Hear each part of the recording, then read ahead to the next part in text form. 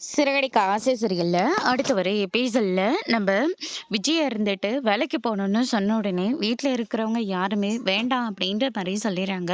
அதுக்கு அடுத்த நாள் நம்ம முத்து இருந்துட்டு ஒரு சவாரிக்காக போயிட்டுருக்காங்க. அவங்களையும் பிக்கப் பண்ணிட்டு போறாங்க.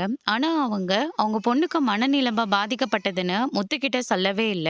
நான் மெடிக்கல் ஷாப்க்கு போணும்னு சொல்லிட்டு அவங்க பாட்டுக்கு கிளம்பி போயிடுறாங்க. போயிட்டு வந்ததுக்கு அப்புறமா தான் தெரியுது, ஆட்டோல அவங்க பொண்ணு ஏறி போயிட்டாங்கன்னு சொல்லிட்டு. பின்னாடியே ஃபாலோ பண்ணிட்டு போறாங்க. அந்த அவங்க தேடிட்டு போற ஆட்டோ நம்ம மனோஜோட ஷோரூம்க்கு முன்னாடி நின்னுட்டுருக்கு.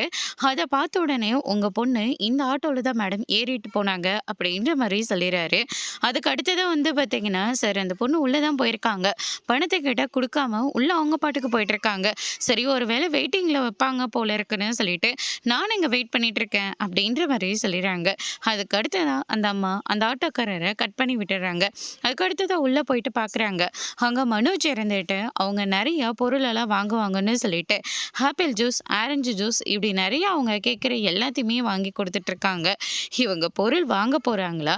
இல்ல ஏசி காத்து வாங்குறதுக்காக பொருள் வாங்க போற மாரி இங்க பல ஜூஸ் எல்லாம் உட்காந்து குடிச்சிட்டு இருக்காங்களா?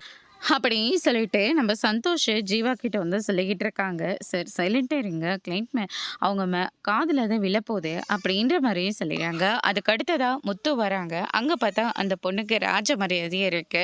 அவங்க அம்மா இருந்துட்டு எங்கம்மா இங்க வந்துட்ட அப்படின்ற மாதிரியே சொல்லி அங்கிருந்து கூட்டிட்டு போறாங்க. முத்துக்கும் ஒரு நன்றியை சொல்றாங்க. அதோட பிரம முடிச்சிருக்காங்க.